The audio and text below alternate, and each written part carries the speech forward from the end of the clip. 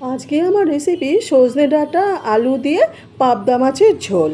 ঘরোয়া রান্না, কিন্তু অসাধারণ স্বাদ। প্রথমে পাবদা মাছটা আমি ভালো করে ধুয়ে পরিষ্কার করে নিয়েছি। তারপরে পাবদা মাছের গায়ে আমি একটু নুন হলুদ মাখিয়ে নিলাম।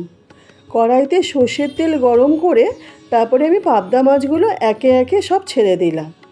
পাবদা মাছগুলো যখন আমার একটু হালকা ভাজা হয়ে যাবে, তখন আমি পাবদা মাছগুলো তুলে নেব।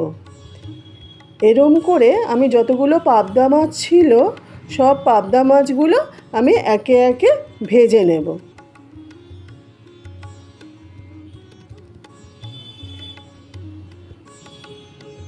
ওই মাছ ভাজার তেলেই আমি কালো জিরে ফোড়ন দেব।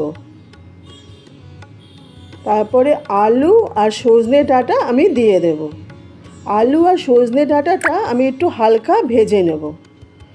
আলু আর সজনে ডাঁটাটা হালকা ভাজা হয়ে গেলে একটা পেঁয়াজ, 2-3 কোয়া রসুন আমি পেস্ট করে রেখেছিলাম, ওইটা দিয়ে দেব। তারপরে আমি একটু পেঁয়াজটা হালকা ভেজে নেব।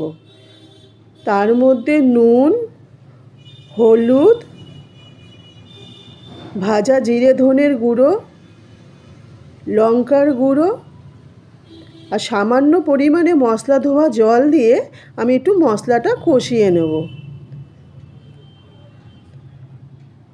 মশলাটা যখন আমার কষানো হয়ে যাবে, তারপরে আমি পরিমাণ মতন জল দিয়ে আমি একটু ঢেকে দেব।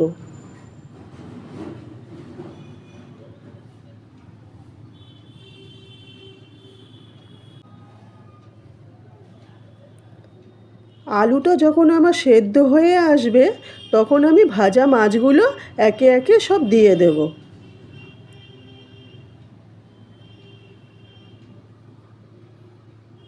ভাজা মাছগুলো দিয়ে আমি 1 মিনিটের মতন একটু ফুটিয়ে নেব। কয়েকটা চেরা কাঁচা লঙ্কা আর ধনেপাতা কুচি দিয়ে আমি পাবদা মাছের ঝোলটা নামিয়ে নেব। তারপরে আমি গরম ভাতে পরিবেশন করব পাবদা মাছের ঝোল।